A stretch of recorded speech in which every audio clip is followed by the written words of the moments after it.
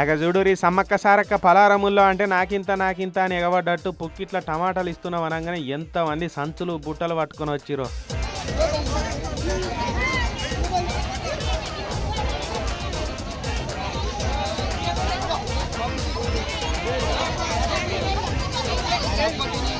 మహబూబాబాద్ జిల్లా కొత్తగూడెం మండలంలో వారసంతల 1200 కిలోల టమాటాలు అమ్ముకుందామని ట్రాలీ లోడేసుకుని పట్టుకొచ్చిందట సారయ్య అనే రైతన్న.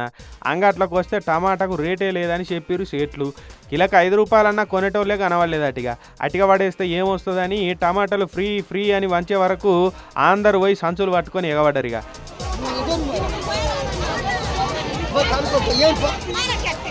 పాపం ట్రాలీ కిరాయి పైసలు కూడా రాలే అన్నకు. 1200 కిలోల టమాటా అంటే ఎంత లాసు ఏం కథ. కోల్డ్ స్టోరేజ్ అటువంటి సవలతులు ఉంటే గిట్లా డిమాండ్ లేనప్పుడు అందులో దాచుకొని రేటు ఉన్నప్పుడు అమ్ముకుందరు. కానీ గంతరే ఉన్నదా మన వ్యవసాయ శాఖ కానీ ఇక నిట్టూర్చుకుంటా వేరట ఈ సంగతి ఎరకైన జనం.